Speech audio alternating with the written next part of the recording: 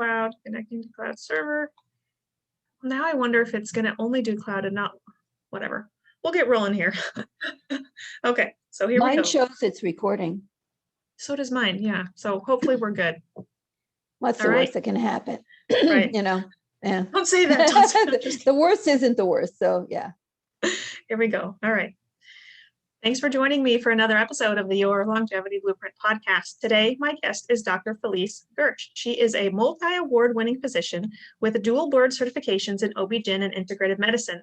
She's the founder and director of the Integrative Medical Group of Irvine, a practice that provides comprehensive healthcare for women by combining the best evidence-based therapies from conventional, naturopathic, and holistic medicine.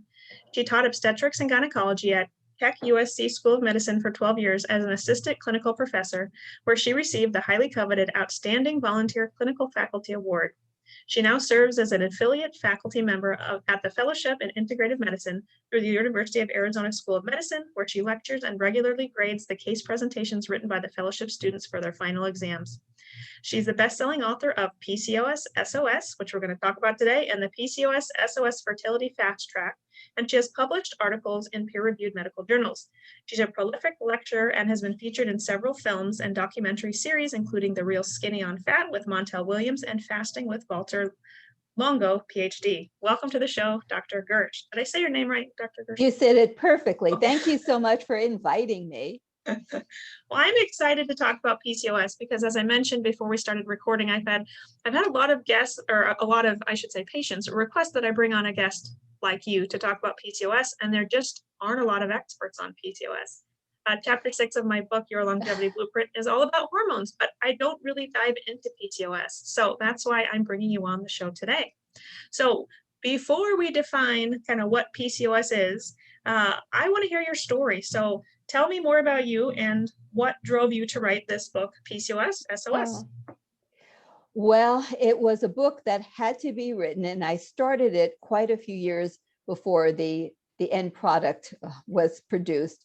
And that's because I got tied up caring for my elderly parents.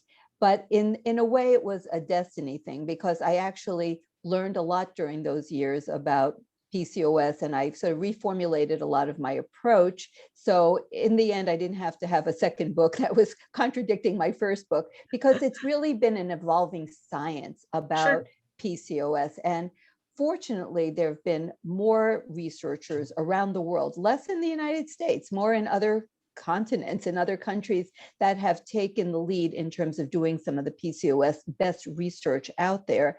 And so we understand more about what is really going on with it. So I saw in my practice, as you're obviously seeing in yours, that more and more women were not only having PCOS, but they were having more severe manifestations. And it's like, what is going on here? I can't believe what I'm seeing, so many women suffering from this condition. And so I had to do my own deep dive and looking, and I call myself a synthesizer. So I read across all types of publications in terms of even veterinary research, and I look at environmental research and all kinds, and then I put it all together to create a comprehensive approach and, of course, understanding and solutions to the medical problem at hand. So by looking through all the different types of research and looking at everything that goes into what consists of a woman diagnosed with PCOS, I was able to come up with a much clearer understanding of what's really going on in the bodies of women with PCOS, and then to formulate a real lifestyle approach. With pharmaceuticals are always in the wings. If I have to, I can prescribe pharmaceuticals, but that's not my first line approach. And in the vast majority of cases, I don't even have to prescribe any pharmaceuticals. That's great. Well, I want to hear about both lifestyle and the drugs. Well, let's go back and let's define PCOS. So for the listener, if they're wondering, do I have PCOS? Can you define what that is? Well, the definition is actually a very simple one in terms of making the diagnosis. That's why it's so shocking when they actually had a published research study recently that showed that the average woman with PCOS has like 11 doctor visits, different types of doctors before they actually get their diagnosis. And that is really amazing when you hear what it takes to get the label of PCOS. Sure. You need two of the following three. You need irregular menstrual cycles. You need to have lab tests showing elevated androgens. So that would be like the androgens from the adrenal gland, DHEA sulfate, or testosterone, which comes from both of those organs, the ovaries and from the adrenal gland. And or the third manifestation is PCOS ovaries on ultrasound, which is the appearance of lots and lots of little cysts around the outer rim or cortex of the ovaries. So in order to get the definition for you as a diagnosis, you need to have two of the three. Now, this was controversial because typically, classically, PCOS always included androgen excess. So you always had more of the male type hormones like testosterone or DHEA sulfate, with testosterone being the dominant. And you had manifestations like you had excessive facial hair or body hair in places that women typically don't get or want body hair. You also have hair thinning, and we call that androgenic alopecia, and often very recalcitrant, stubborn, and difficult to treat cystic or like hormonal acne in the lower part of the face and jaw.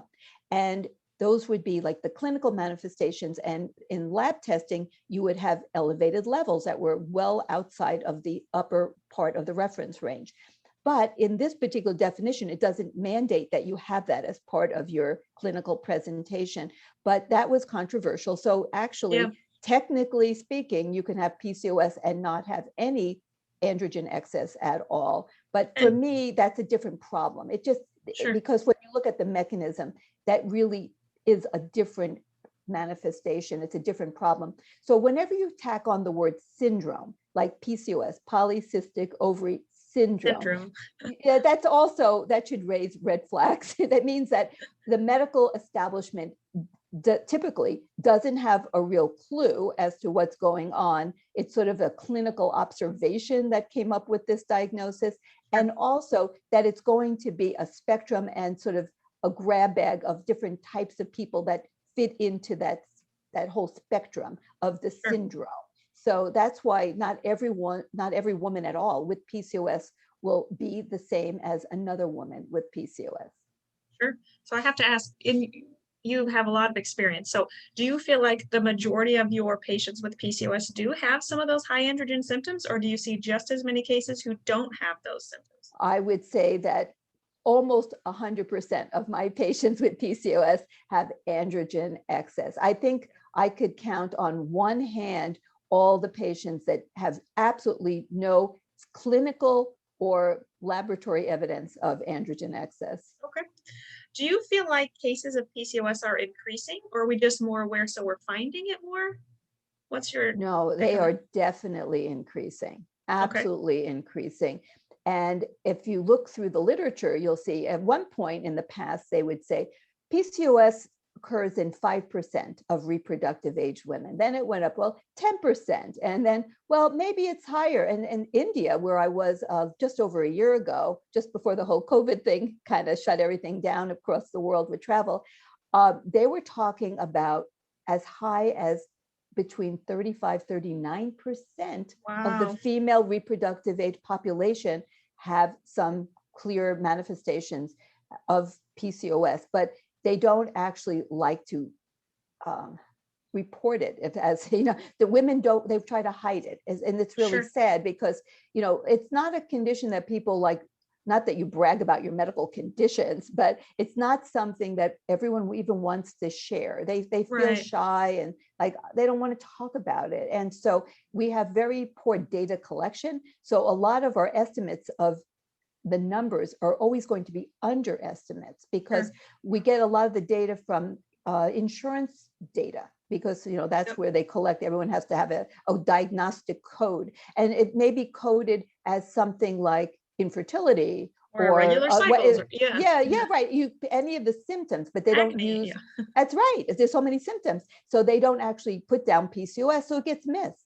So, you know, but some people in the US, they think it could be as high as a quarter of all women have some degree of PCOS manifestation. So, and it's really, really increasing. There's no question about it that it's increasing. And, you know, we can talk about it, but that we'll talk about. I love it. Let's just go right to it. I want to know. All right. Secrets revealed. It's because we live in a world that is filled with endocrine disruptors, those ubiquitous chemicals that interfere with all sorts of aspects of our hormonal system, the production of hormones, the distribution, the elimination, the degradation, all these different aspects, the hormone receptor functions, all of these things are interfered with by these endocrine disruptors. And of course, the ones that are talked about a lot or the most are the ones that interfere with estrogen. So they call them xenoestrogens, but it goes beyond that. I mean, for any hormone, there's an endocrine disruptor out there, but because estrogen is such a dominant hormone in females, that there's so much disruption with these chemicals.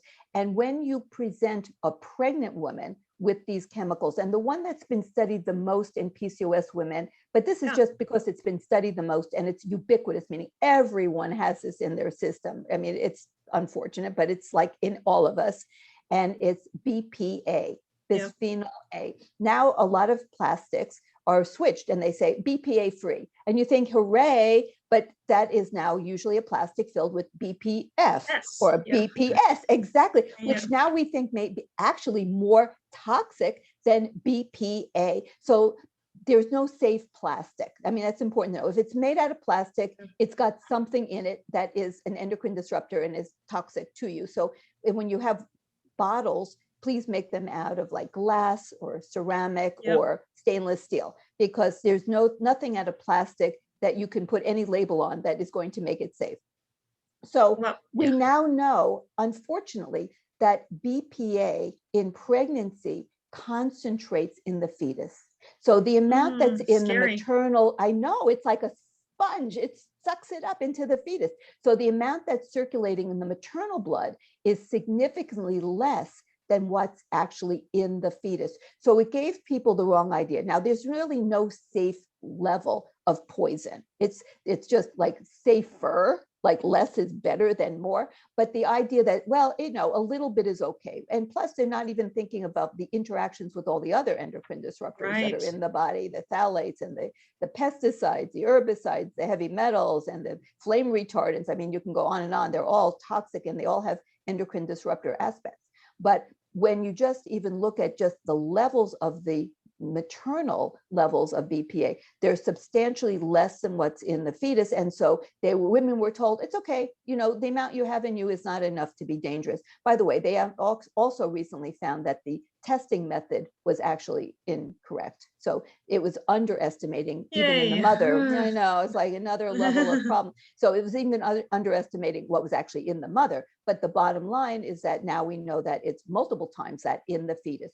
So what happens when you put an endocrine disruptor that interferes with all of these different aspects of endocrine functioning and production, everything, into a fetus during the very time in the fetal life when the endocrine system is actually being created. Exactly. So your receptors and your organs are just developing in terms of using these hormones. Well, it's disastrous. So we now know that the receptors for estrogen, and there's different types of estrogen receptors, there's alpha and beta, and another type that's a membrane receptor called jeepers. Alpha and beta are complex, but they're predominantly nuclear receptors. So they do their action in the nucleus of the cell, but not exclusively. Everything is more complex than we first thought.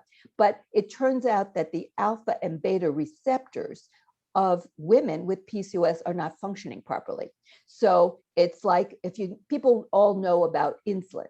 And so they say, well, you have insulin resistance. So what the heck is that? It means that the receptors for the hormone called insulin are not functioning properly. So in order to get the proper effect, the body pumps out more insulin. So you have higher to try to get what you should only need a much smaller amount to accomplish the same goal, which is transporting glucose into cells. Well, the same problems happen in women with PCOS. Their estrogen receptor isn't working right. So it's, you can have estrogen, but what difference does it make if it can't get into a receptor and then create the desired effect?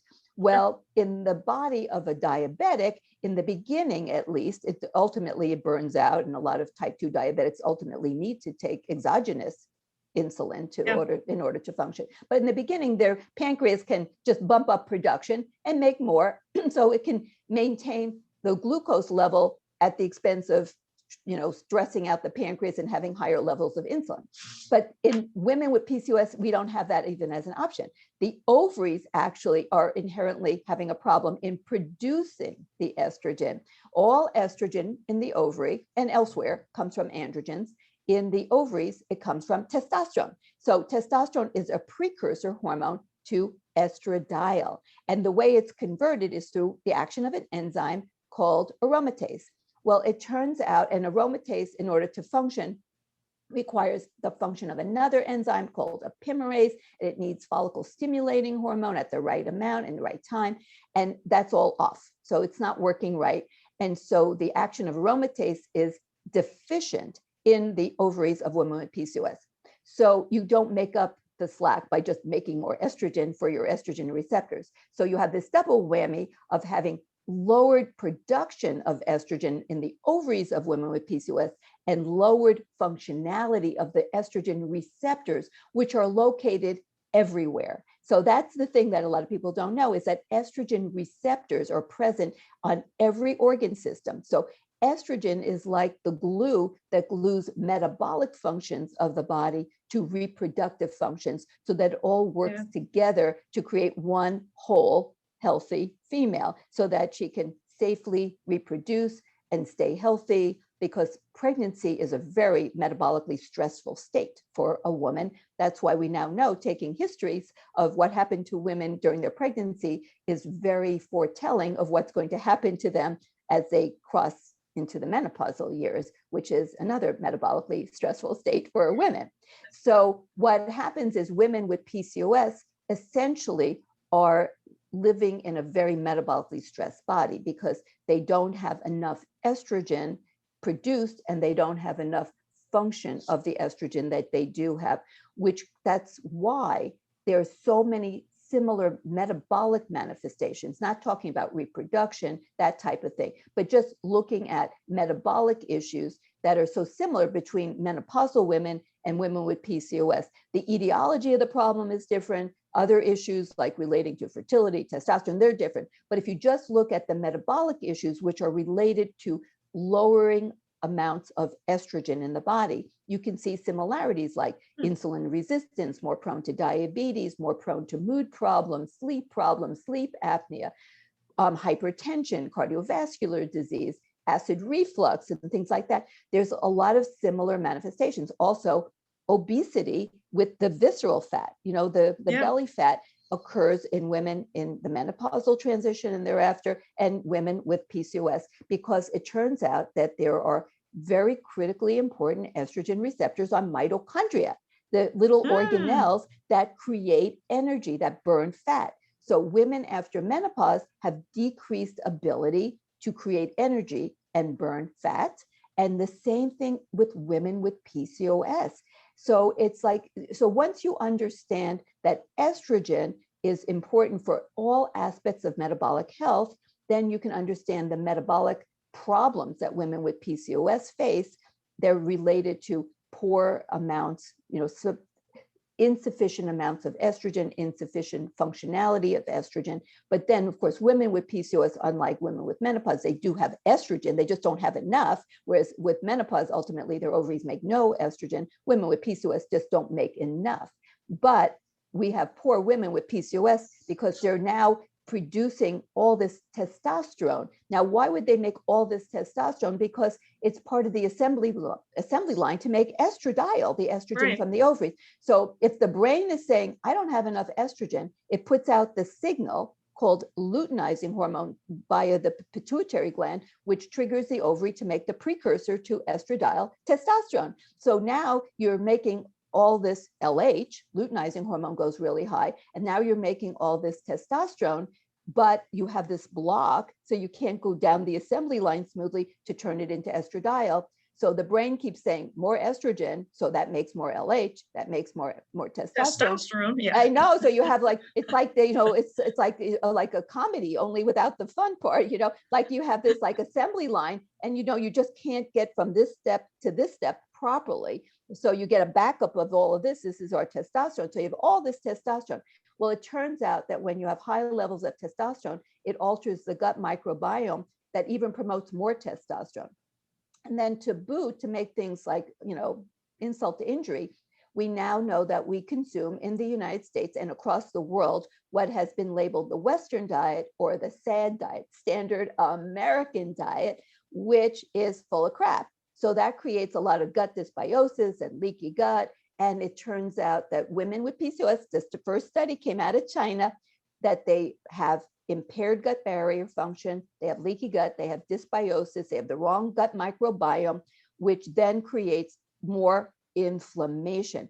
And their immune cells, this came out in 1998, the immune cells, the innate immune cells like mast cells and neutrophils and macrophages that create all the inflammatory response, that is designed to kill pathogens, invading bacteria and viruses and parasites, that those cells which line the gut, and there's tremendous numbers of them lining the gut, that they have a lower threshold to be triggered to create the inflammatory response. So now, on top of everything else, you have all these toxins, these endotoxins coming out of the gut through the leaky gut, passing between the gaps in the lining cells into the area inside the body where all these immune cells are living. And they're like exploding with their inflammatory cytokines, creating this inflammatory response in response to this toxic stuff coming in, because the immune cells are designed to respond to pathogens and damage. So this is like damage stuff. So you have the pathogens, the bacteria from the gut coming in, the damage coming in. So they become like explosive. And then you create this chronic state of inflammation. So, and that drives more insulin resistance. So inflammation drives insulin resistance.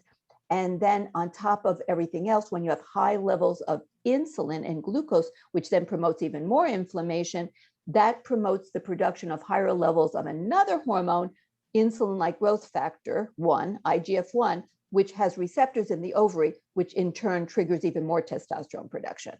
Wow. So it's like, it's a challenge. Vicious cycle. Or I like that assembly line analogy. I think that's great for the listeners But all of these problems are modern problems. That's why PCOS is escalating in its prevalence, because in ancient times, we didn't eat crap because there was like no process. I mean, they might have eaten tainted food, and that's why we have all those immune cells lining the gut in case of food poisoning. But there was a different problem. But they weren't eating processed food. They weren't eating glyphosate and emulsifiers and pesticides and all this weird stuff that somehow is now part of our food supply.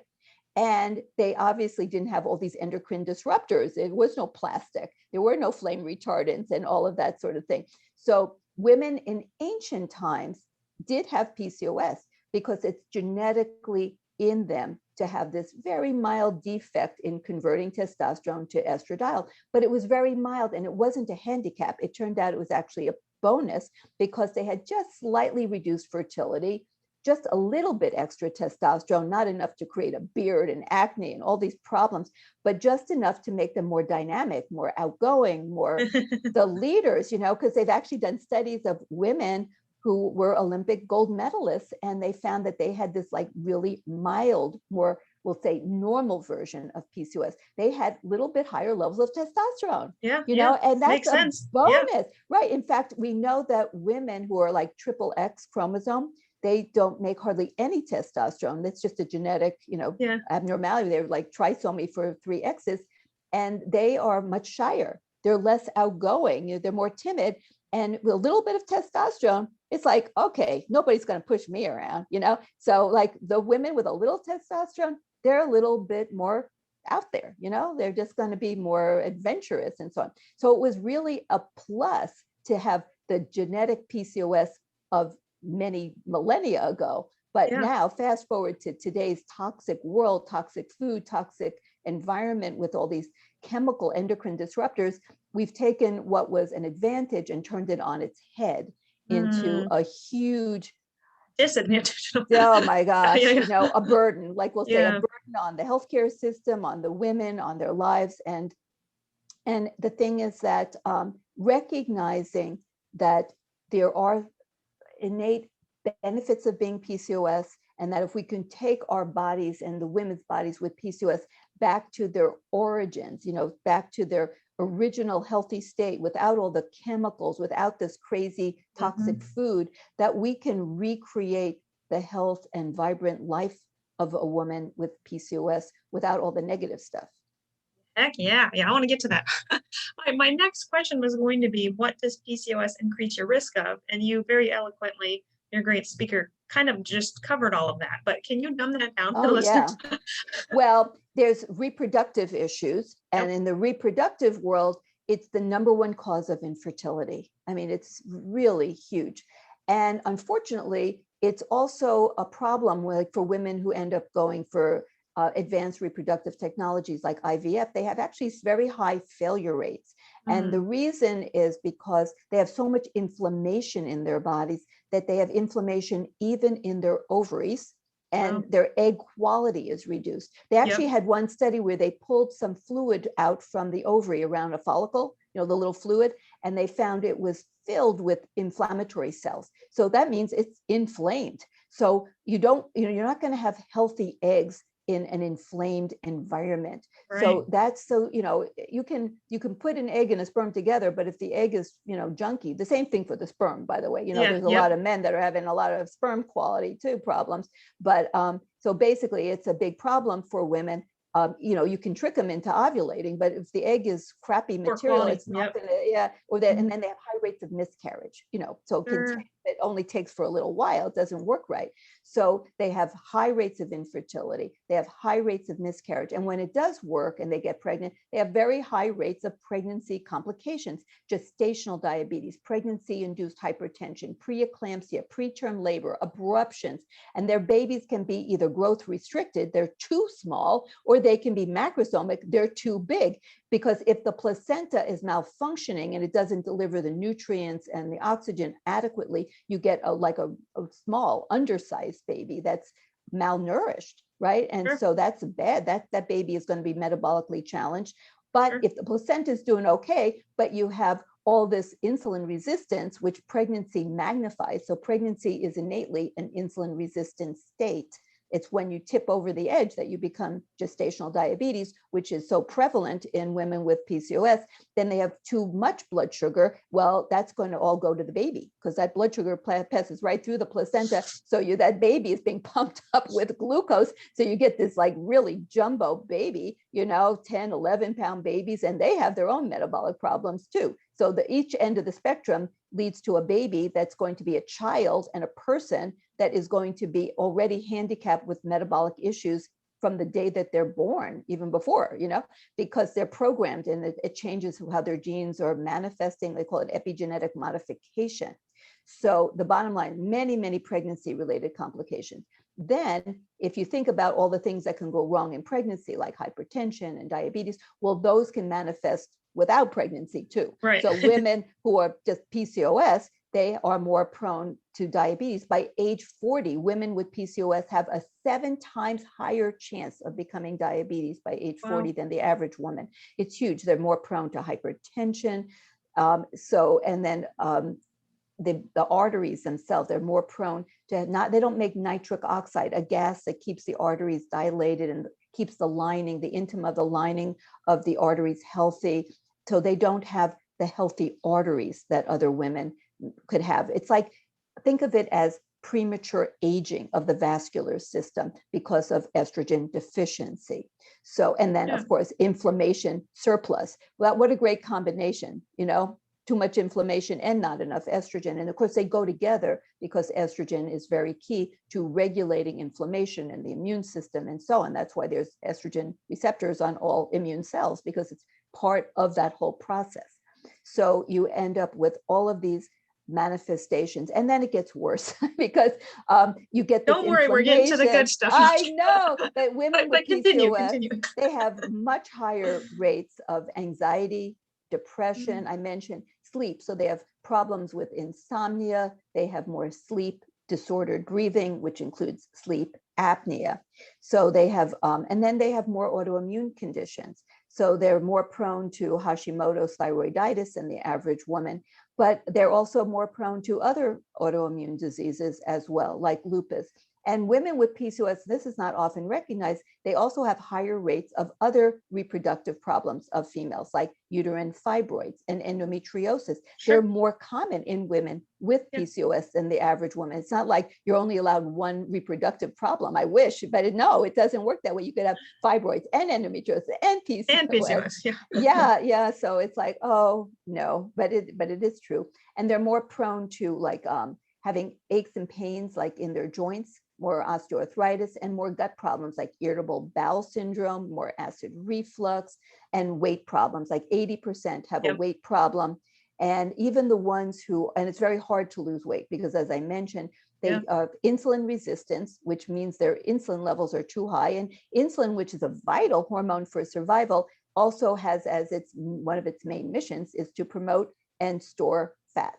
So that's the problem. It's impossible to lose weight when your insulin levels are high all the time. And because that's just the opposite of what insulin allows. So you've got to get those insulin levels down in order to lose weight. And the mitochondria are not good at burning fat. The skill set in order to burn fat is just not there. So women with PCOS live in a sea of energy because they have all this fat, all this stored energy, but they can't harness it into creating energy, so that they often are very tired and it's just a very bad thing. They're cold, they don't feel good because they can't create the energy, yet they're living in a body filled with energy. And even the thin women, they call them lean PCOS, they do not have normal body compositions. If you actually tested them, they may look okay on a scale, or if you look at them, but when you look at their body composition, they have higher amounts of visceral or belly fat and organ fat. And even the thin ones are more prone to fatty liver, which is very prevalent among women with PCOS, which then adds fuel to the fire, because once you have a fatty liver, non-alcoholic fatty liver disease, your liver is inflamed and it goes into a dysregulated state where the liver produces cholesterol and triglycerides and glucose, converts it from its storage form, which is glycogen. So the liver then spews out into the bloodstream excessive amounts of cholesterol, triglycerides, which are the fats, and glucose. So you have this uncontrolled production of all this stuff coming out of the liver that's not in relationship to what the body needs, which then, of course, creates even more metabolic dysfunction. So these are some of the problems that women with PCOS can face. Now, not every woman has every one of these problems, thank goodness. And it's a spectrum. So some have a little, some have a lot, but these are all within the sphere of issues that women with PCOS face. And I'm glad you're mentioning all of these, because I can tell you right now, a lot of the listeners who are going to be listening to this episode because they have PCOS have probably never heard 90% of what you just shared, right? They're just told, oh, you have PCOS, take birth control or take metformin and whatnot. And they're never given any of this information. And so this is going to be just an amazing episode. So I have to throw one thing. I have to just throw one thing into the mix, because you brought up birth control pills, which is the ubiquitous treatment. Like poor women with PCOS, they go in, the first thing they're told is, we'll regulate your cycles. No, there's no regulating cycles with birth control pills. They take down the ovarian function altogether, and they can give, in some PCOS women, some symptom improvement because they take the ovaries offline. So now the ovaries aren't making so much testosterone, and and it changes the liver function. So you make more binding hormone. So it binds up sex hormone binding globulin, which binds up some of the excessive testosterone that's circulating. So you can actually improve some of the symptoms. I cannot deny that. But birth control pills are metabolically bad for women. And everyone knows that it's in the books, right? That birth control pills can increase blood clots. So what's that all about? Is that an isolated event? No, it's the blood clotting increase is part of the inflammatory response. That's part of the life-saving inflammatory response that people have when, for example, you're attacked by an animal and you have an accident and you get a big gash in your arm. That's going to create an inflammatory response that the immune cells rush to the scene, and they're going to create all those enzymes to try to kill the bacteria that creates that redness in the skin. That's not infection, that's inflammation. So that you're trying to kill invading bacteria that could come in, and then you're bleeding, right? So you're going to activate your platelets so that you'll clot, so you don't bleed to death. And then platelets are also about healing. So then you're going to activate the healing properties of platelets, which are all this stuff is related to estrogen. In fact, skin even makes estrogen because it's so important for these functions. Well, part of this whole inflammatory response, which includes the instigation of inflammation and ultimately the resolution of inflammation. So it's a process, but the institution of the process of inflammation includes activating platelets to create blood clotting so you don't bleed to death if you get a big gash in your arm. Birth control pills activate that, right? Birth control pills create a chronic state of inflammation that promotes increased blood clotting. So that is a bad thing because we do not want to have chronic states of inflammation. That's why birth control pills can cause more high blood pressure in people. That's why we don't give them to smokers. We don't give them to old people. We wouldn't give them to a woman who just had a heart attack. I mean, that's ridiculous, right? Because we know that these are not good for your metabolic functioning. Well, women with PCOS have underlying issues. They produce metabolic dysfunction and risk, of all the things that we just talked about. So, and women with PCOS, because they are chronically in a state of inflammation, like because their immune cells are lower to trigger inflammation response, they have this high levels of glucose, insulin resistance, and they have all of that, and they tend not to be as good at detoxifying. When they've done studies of women with PCOS, they have higher levels of environmental toxicants in them, not necessarily because they're exposed to more, but because they're just genetically not as good at getting rid of it from their bodies. So that creates a state of inflammation that occurs in women's bodies with PCOS. Why would I give them a drug that further exacerbates that condition? And there's now been published studies that show that women with PCOS who innately have increased risk of blood clots, when they add birth control pills into the mix, it further increases their risk of having blood clot. It works, it takes a bad situation and makes it worse. So that is illogical. There are published papers now showing that young women on birth control pills have increased risk of cardiovascular events later in life. Why on earth would I want to give those drugs to women who already have these risks inherently within them and have all these additional potential for cardiovascular risk as they get older as well? So it doesn't make sense to give birth control pills. We have to have better ways to deal with both contraception and all the manifestations of PCOS. Well said. Well said.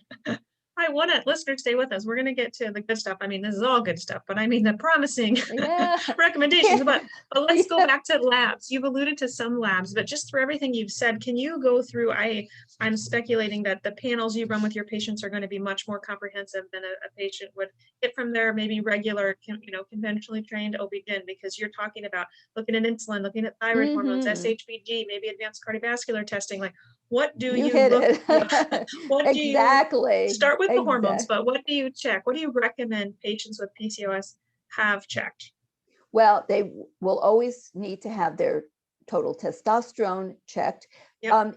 Free testosterone is not very accurate in women because the levels are too low. You can order free testosterone, but honestly, you get as much information as you need by ordering total. And yes, I would get sex hormone binding globulin because you want to have an idea of what's going on in that regard. Very low sex hormone binding globulin is associated with metabolic dysfunction. So it has a certain implicit meaning to it, as well as what it does to the hormones.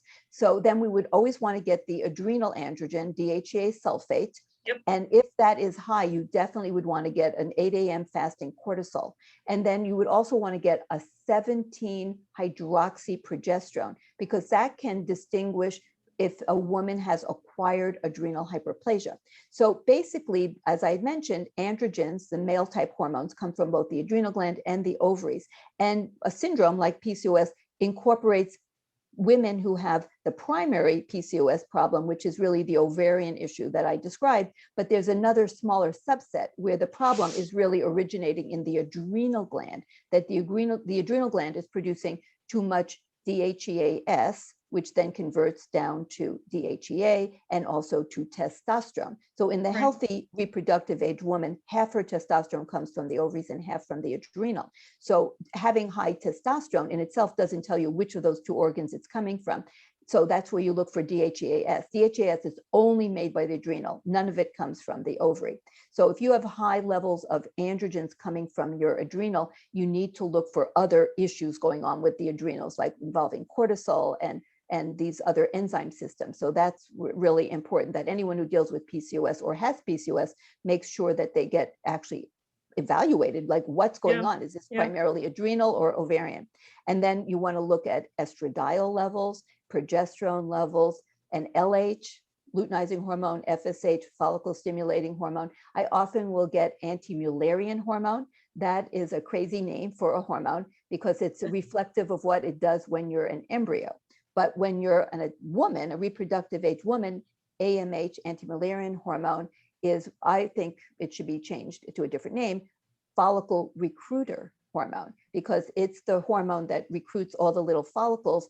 And then they all come to the party and they say, pick me, I want to be the one that ovulates. But some miracle happens and only typically one, occasionally two, occasionally you get twins, but usually one gets chosen and the others, what we call regress. They kind of like fade away. And, but in PCOS, you don't get that special one chosen. You just keep recruiting. You just like, come more to the party. So you keep getting all these little follicles. That's how come you get the signature ultrasound finding of all these tiny little cysts around the rim of the ovaries. Is because the anti-Mullerian hormone, which levels are very high, keeps recruiting, and you don't have the feedback system, which is the proper FSH that should be shutting down the production of the anti-Mullerian hormone. The whole system is not working right.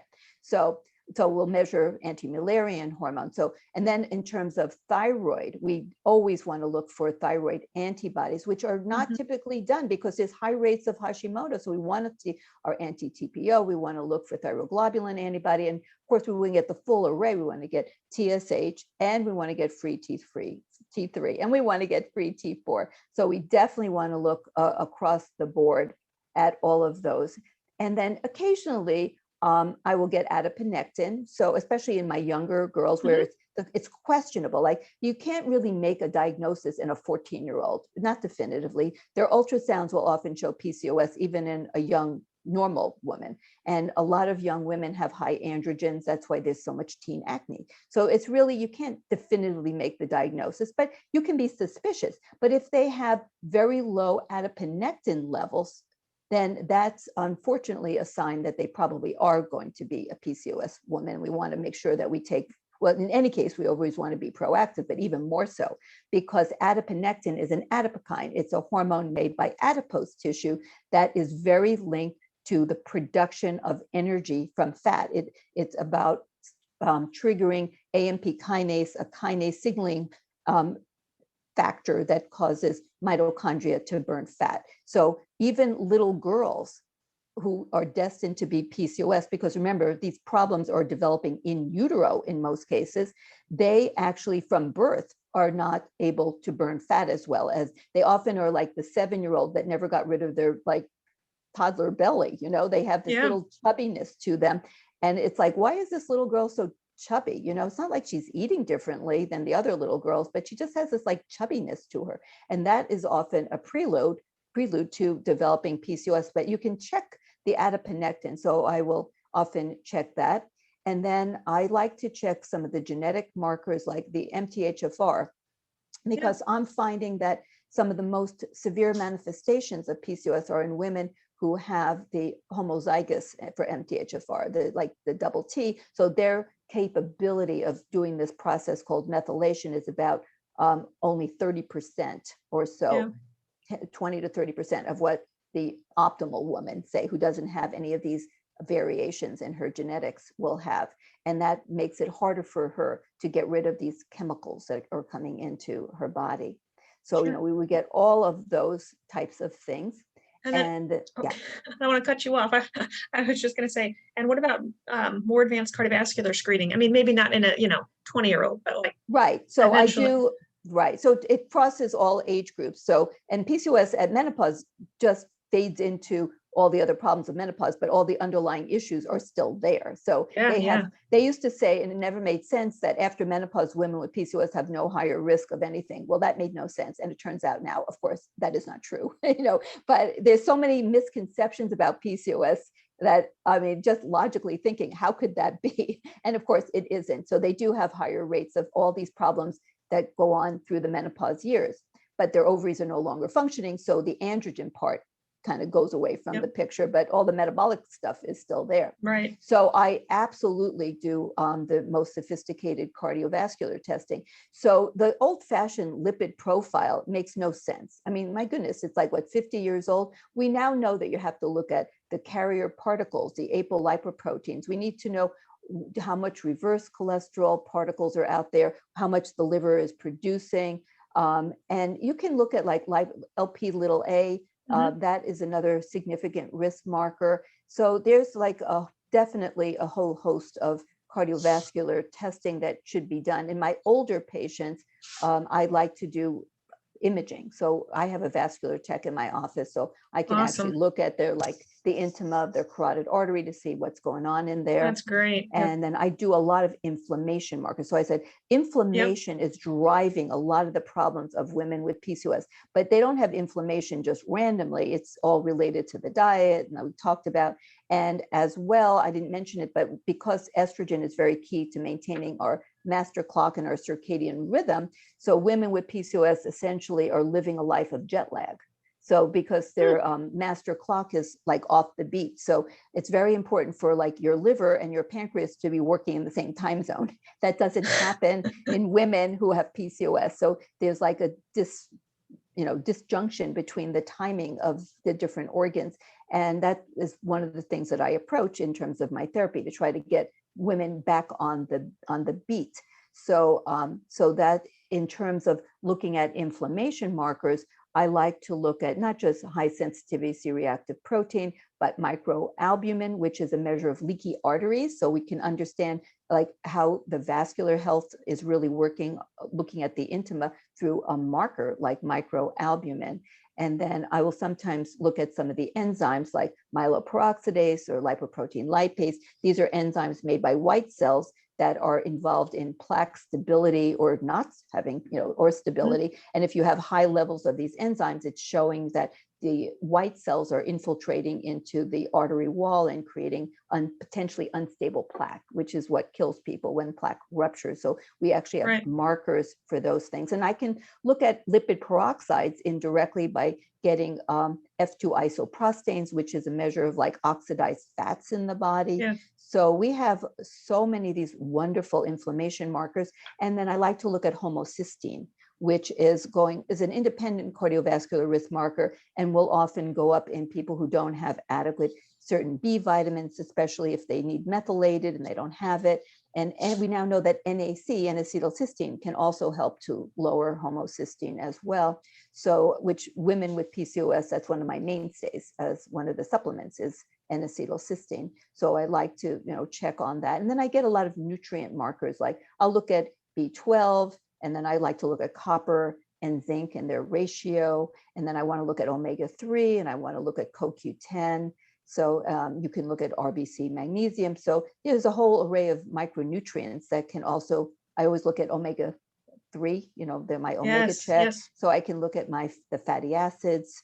And so I want to know my nutrient status. Many women with PCOS, as true of all Americans, are malnourished, right? So we want to recognize that the cells cannot work properly if they don't have the right machinery working. And that means that they have to have these micronutrients, because when you look at like the TCA, the Krebs cycle, you need these nutrients, you need to have zinc. You can't function without B12. You've got to have your magnesium, these are all critical in order to create energy for the health of every organ system.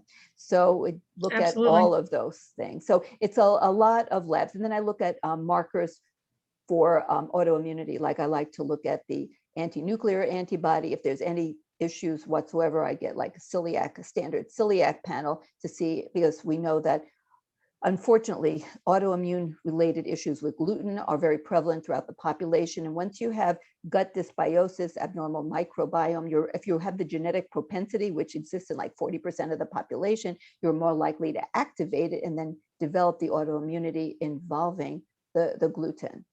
So we got to look at all that. That was very thorough. Yeah. So I'm sure this has given a lot of the listeners ideas for labs to have run on themselves. speaking to the inflammation and what's contributing to that inflammation, what about food sensitivity testing? Like beyond just looking at celiac risk, I mean, is there a diet that you recommend across the board, or do you advise for food sensitivity testing? Or well, I used to do a lot of food sensitivity testing, and then the more I did it, the more I felt that it really was more a marker of leaky gut. That when people had lots and lots of food sensitivities, they had leaky gut. And I was pretty good at figuring out who had leaky gut more empirically. And these tests can add up and so on. And most of them are covered by insurance, but not 100%. So we've kind of gone sort of the old-fashioned route now. We do an elimination diet. So we do the truth is in the life, So we have what we call a reset that we do on every patient, like in this category, with few exceptions. We put them on what we call our reset, which is an elimination diet, which means that you take out of course, all processed and chemical foods, but also foods that are not innately evil. They're actually good foods, but they're the foods that most often trigger some sort of inflammatory response or some kind of unpleasant response in people. We take them out.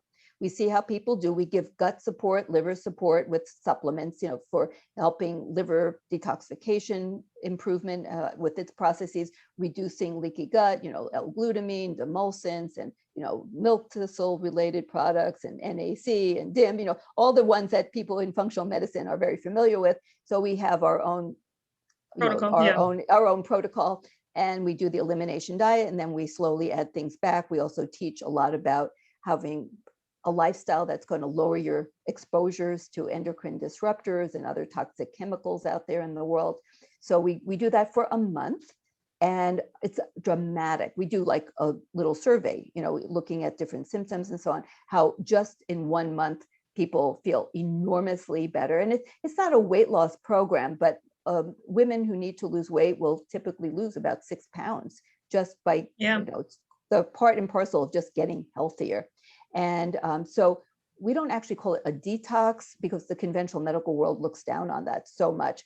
But so we call it a reset, that it's basically helping the detoxification pathways, helping to restore gut integrity, gut health, and then looking at what foods may disagree with the person, getting them off of the processed garbage and all the processed sugar-laden foods and so forth, and getting them on a whole farm-to-table organic type of a diet. And then we incorporate time-restricted eating. So we try to get them to eat regular time meals, no snacks. Every time you eat food, you're going to raise your glucose and insulin. So we want to try to put the food into the morning as much as possible. That's when we're genetically programmed with the most insulin sensitivity. And there's so much data now that shows that if you can push most of your food, or a big significant proportion, into the morning, that your glucose and your insulin levels will not rise as much.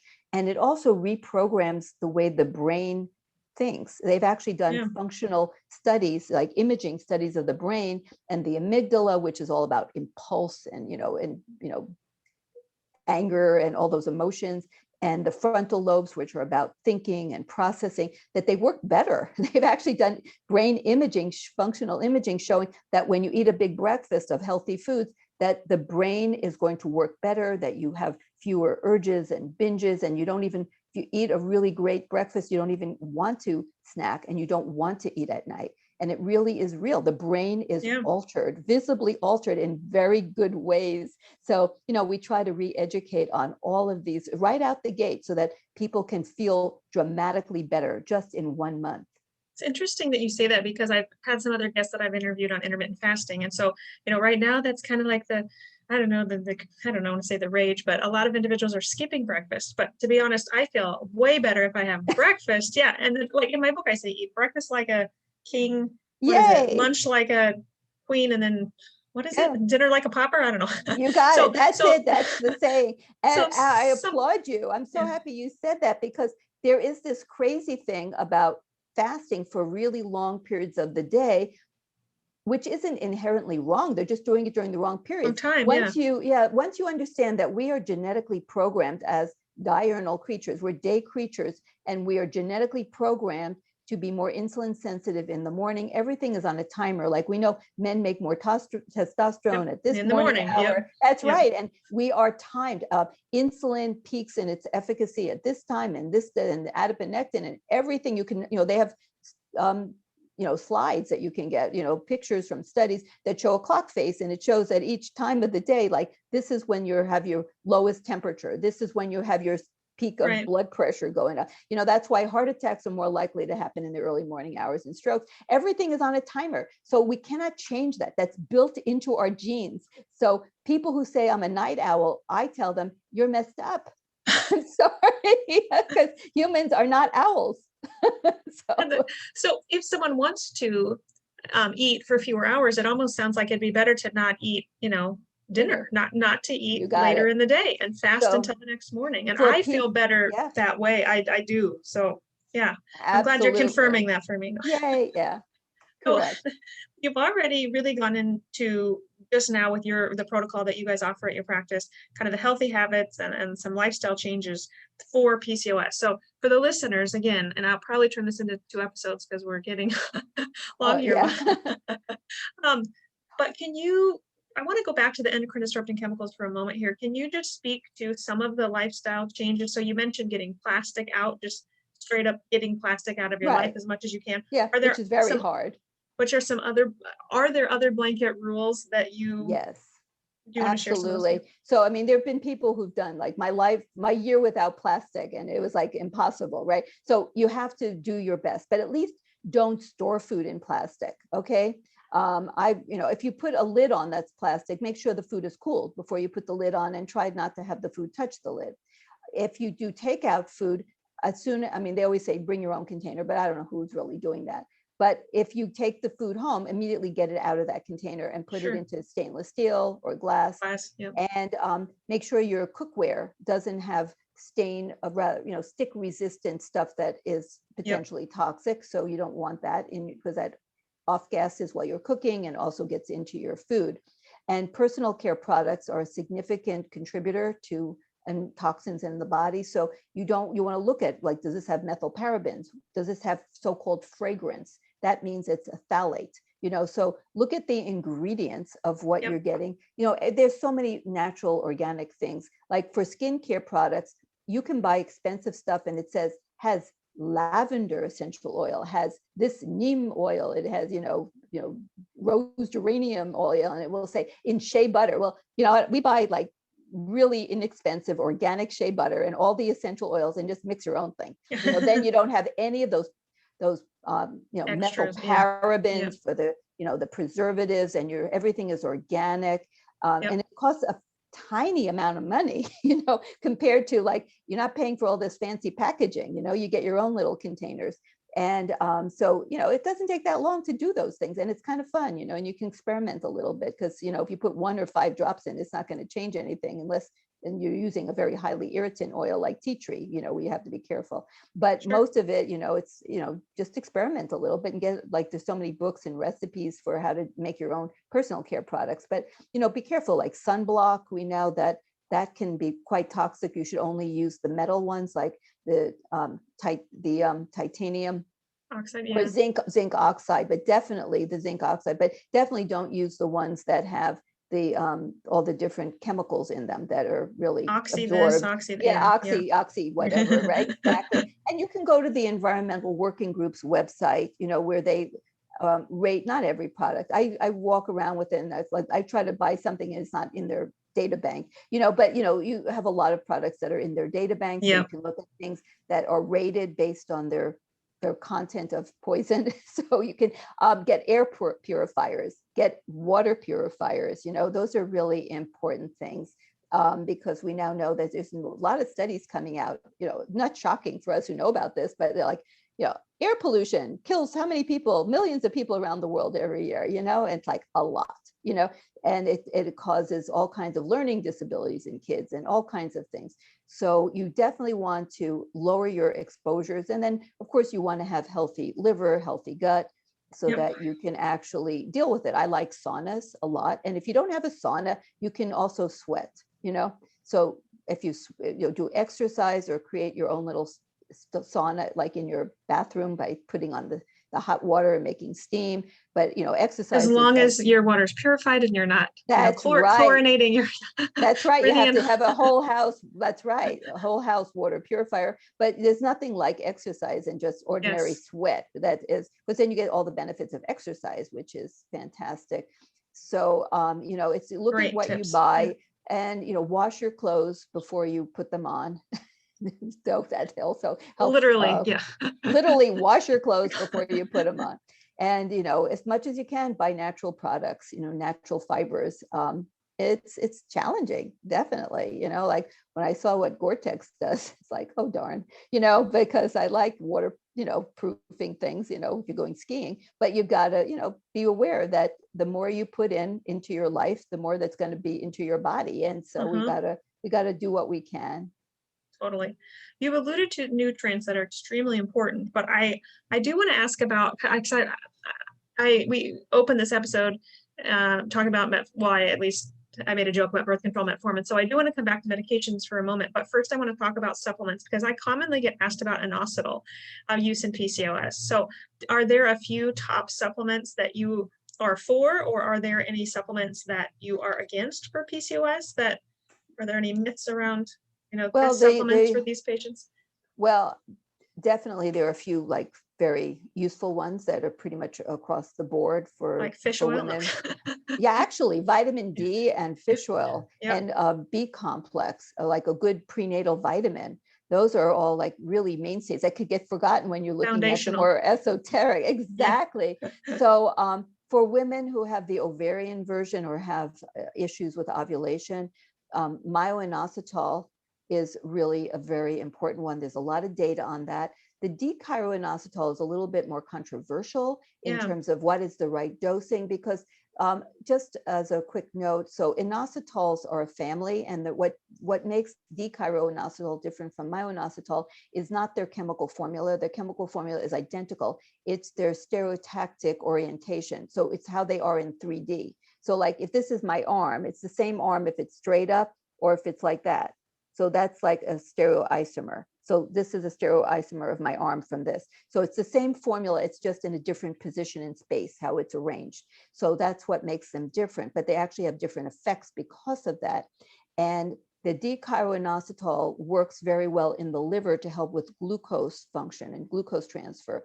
But in the ovary, D-chiroinositol can actually impair the ability of myo-inositol to work and can actually make transformation of testosterone into estrogen worse. Okay. And myo-inositol works to upregulate the enzyme epimerase, which is important for then the function of the other enzyme, aromatase.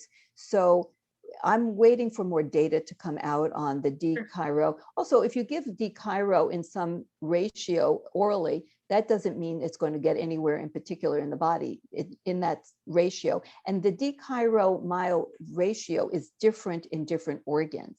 So it's different in the plasma than it is in the ovary, than it is in the liver. So what exactly is the ratio you're looking for? And if you give it, how do you know it's going to stay in that ratio in any organ? How do you even know how it's getting, digested and utilized? So all of this is still in the works. And so I generally stick just with myo-inositol for now, and then I do other things to help with glucose regulation, because that's really the biggest thing with D-chiro. So that for women who are older, there may be some more benefit to giving D-chiro because we're not trying to get them to ovulate, so we need more research on this. So, but myo-inositol is a mainstay. And then, as I mentioned, N-acetylcysteine is a mainstay. N-acetylcysteine has so many functions with glucose transport and with detoxification and liver health. So it's a mainstay for so many different things in the body. And then now we know quercetin which is a polyphenol, has a lot of benefits for obesity, for many metabolic dysfunctions. So quercetin is another one that I use a lot. Melatonin has receptors in the ovary, and women have the problems with their rhythms, with their circadian rhythm, and taking melatonin can also help with not just sleep, but it's a potent antioxidant. It helps with glucose regulation. Melatonin is a multifaceted hormone. And it turns out that women with PCOS may also have some disruption of their melatonin receptor function as well. just to make things more complex. So that's another important one. And then berberine can be very, very helpful. It has many functions: glucose regulation, gut microbiome. And so those are some of my real, and then with the foundational ones that were mentioned.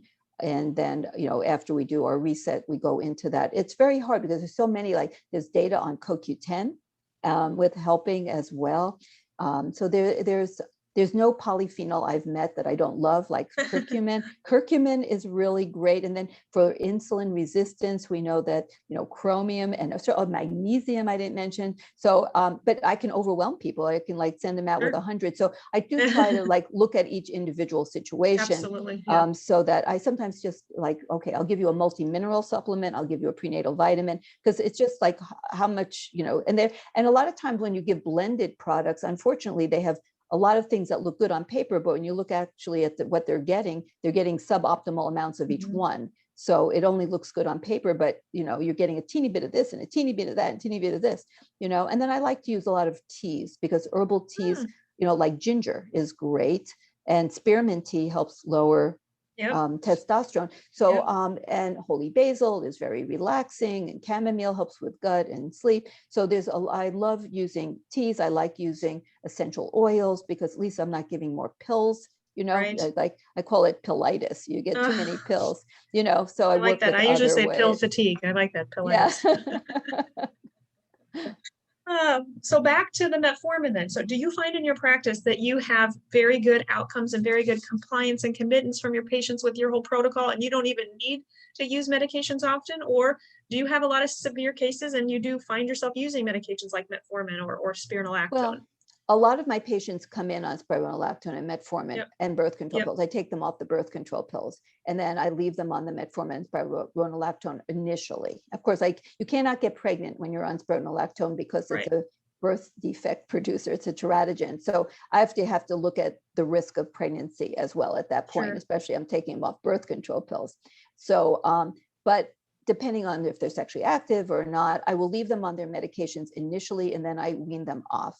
But in terms of initiating it, I almost never start by initiating with those drugs, because I can usually do so much just through lifestyle. Now, if someone comes in and they have massive cystic acne, I definitely, and they have sky high testosterone, I may very well put them on spironolactone, because I have to have them feel better about themselves. And I'm not averse to giving some of the incretins, the drugs that are the GLP-1 agonists. They help with diabetes, insulin resistance and weight loss, but not forever. These are a bridge to health. There's like for women, say a woman is 100 plus pounds overweight, that is overwhelming. So if I can give something that's going to accelerate her weight loss over a few months while I'm making all these lifestyle changes, then I'm using pharmaceuticals, I think, the right way, looking at an exit strategy, using them as tools to help my patients to facilitate their goals. So, I individualize every single case. Love that. Been a wealth of knowledge here. We just keep on going. You just have so much beneficial information. I hate to cut you off. Well, I would love to come back. That would be great. I have two last questions for you. So I know you recently had a publication, which I thought was amazing. And you've already drawn a very strong parallel between similar risks that PCOS patients have as menopausal patients due to the lower estrogen. And your paper was about, I believe, the importance of estrogen for reducing cardiovascular risk. Do you want to quickly speak to that? Oh, I would love to. So estrogen, as you now all know, is critical for all aspects of metabolic health. Well, they always call it cardiometabolic health, because it's all linked, the cardiovascular system, the metabolic functions of the body.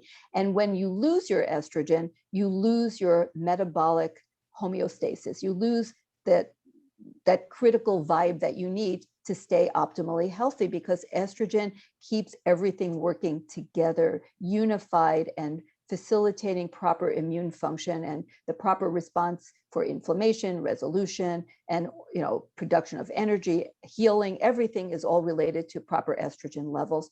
So without estrogen, your vascular system starts to deteriorate. The heart, which is a massive user of energy, becomes energy deficient, becomes stiffer, which you can actually see on echocardiograms as a called mild diastolic dysfunction. So women are very unique in how their bodies adapt in good and bad ways to loss of estrogen from their ovaries, as the ovaries go through this aging process or senescence.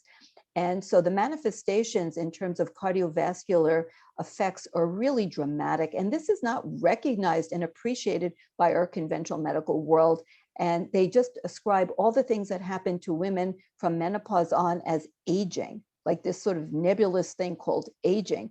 Well, you can think of aging as the accumulation of deficiencies and inabilities of the body to perform properly. Well, once you acknowledge and accept that estrogen is critical to having proper function at the cellular level and mitochondrial organelle level of every single organ in the body, then of course every single system in the body is going to suffer.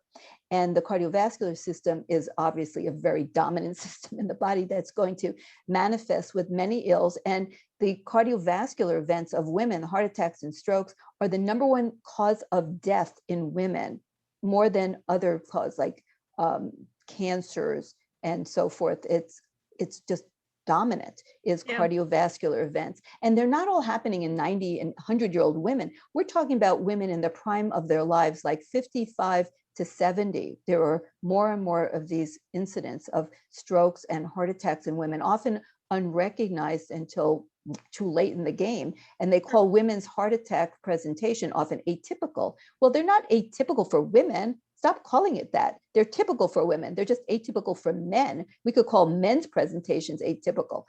So women have been under-recognized as having issues. They're underappreciated in terms of the role of estrogen. And because of that, they're simply put on the sidelines, and you wait. Well, most women will develop hypertension. Then you put them on this drug and then another drug, because usually they don't work over the long haul. And then they have heart problems. So then you put them on other, statins and all this kind of thing, which, by the way, statins don't even work for primary prevention in women. They just give them much higher risk of diabetes. Drugs don't work the same in men and women, and they didn't really study women. They studied men. And so we need to see the differences between men and women, the uniquenesses of women's cardiovascular system, and the role that estrogen plays, and the loss of estrogen in terms of stiffening of the vascular system, loss of nitric oxide, stiffening of the heart, and that women's cardiovascular problems are different in terms of like heart attack. It's usually microvascular, it's the tiny little vessels in the heart that create the problems, as opposed to the main thoroughfares like the big coronary arteries like they are in men. So stenting in women is usually more harmful than beneficial, unless it's right in the middle of a heart attack and it's actually the vessel that you're stenting is the one where the blood clot is actually landed and is blocking the flow, which is usually not the case, because it's usually in those tiny little vessels, which you cannot stent. And it's usually causing an arrhythmia, not a dead area of the heart, but rather a shock to the heart. And women are more prone to this other condition, Takotsubo, which is also known as broken heart syndrome, which is because the autonomic nervous system of women is very much more dysregulated after menopause. They're more sympathetic. So they're more like stress response, which can cause an overwhelming shock effect on the heart. And that is in 80-90% of those cases, they're female and they're menopausal women. So my goal with this first article is to just try to bring some recognition in the mainstream world of cardiology that yes, estrogen is a key player in women's cardiovascular systems, and menopause is then a major event in a woman's cardiovascular life, and giving hormones to maintain a physiological level of these hormones can help to maintain physiological performance of the cells. If you give the cell what it needs, it's going to do what it should do. And that applies to nutrients and it applies to hormones. So I'm hoping little by little to make a dent in the common thinking among the conventional medical world. Estrogen's not the devil. Women need, well, women We and men love actually it. we need Right. estrogen, yeah, We do. especially from a cardiovascular risk standpoint. So thank you. Okay, top longevity tip. What is your top longevity tip? Well, it's interesting that when they study, if talking about like cardiovascular health, when you get into the older age groups, probably the biggest thing that differentiates life and death is purpose and love. So loneliness with aging is a huge cause of death. So what I would like to focus on as my main longevity tip is to always hold those dear to you, to maintain connectivity with other people, to remain purposeful and have love in your life. Beautiful, beautiful. So I know you have a special gift for our listeners, and then we'll wrap up here. So tell the listeners what that is. Well, I wrote an ebook on menopause, and it gives lots of basic, necessary foundational information and lots of helpful hints on how to stay really healthy during the menopause years. We'll post a I'd like link. to give it. Yes, and I'll provide a link. Thank you so much for that. We will post a link to that free book in the show notes. So thank you. And speaking of books, for all the listeners, I know you probably are very overwhelmed with everything you've heard today, but hopefully this has shed a lot of hope and light on your situation. I encourage you get her book, PCOS, SOS, which is incredible. And she dives into pretty much everything that we covered today. So I have heard you speak several times, and you certainly are a prolific lecturer. So I thank you so much for coming on the show today. Thank you for being the synthesizer of all that information and writing the book that you did, and just really providing hope for patients with PCOS, because I think you're one of the very few individuals that I could even bring on the show, and you clearly were the expert and the best guest for this topic today. So thank you so much for your time and for coming on the show. My pleasure. Hope to see you again. Yay.